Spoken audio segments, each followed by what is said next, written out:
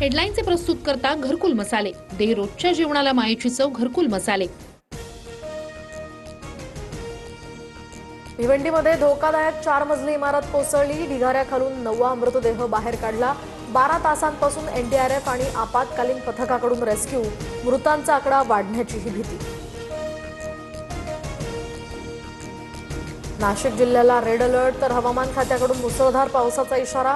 गंगापूरसह अनेक धरणांमधून पाण्याचा विसर्ग. नागरिकांना सतर्कतेचं आवाहन. संततधार पावसामुळे राज्याच्या धरणांमधील पाणीसाठ्यात वाढ. राज्यातील धरणांमध्ये सध्या 62% जलसाठा. विदर्भ, मराठवाडा, कोकणातील नदी नाले तुडुंब भरले. नागरिकांना सतर्कतेचा इशारा. नागपूरसह विदर्भातील 8 जिल्ह्यांना अतिवृष्टीचा इशारा. तर पुढील काही तास मुसळधार पावसाचे. नदी नाल्यांवर पूरस्थितीची शक्यता.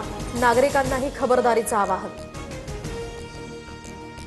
उपमुख्यमंत्री एकनाथ शिंदे 8 आणि 9 ऑगस्टला दिल्ली दौऱ्यावर. रक्तदान शिबिराला हजेरी लावणार. तर दिल्ली दौऱ्यामध्ये शिंदे भाजपच्या वरिष्ठ नेत्यांची भेट घेणार. सूत्रांची माहिती.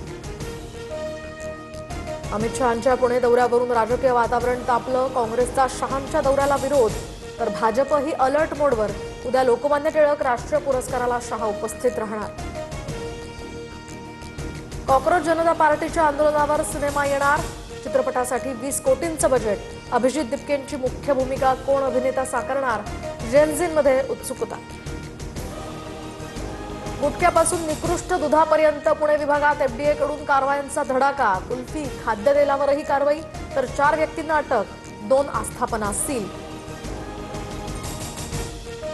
कॉमनवेल्थ गेम्स वेटलिफ्टिंगमध्ये लवप्रीत सिंगची रौप्य पदकावर मोहोर. तर डिस्कस थ्रो स्पर्धेमध्ये सीमानं कांस्य पदक पटकावलं. भारताच्या खात्यात आतापर्यंत 3 सुवर्ण, 10 रौप्य आणि 4 कांस्य पदकांची भर.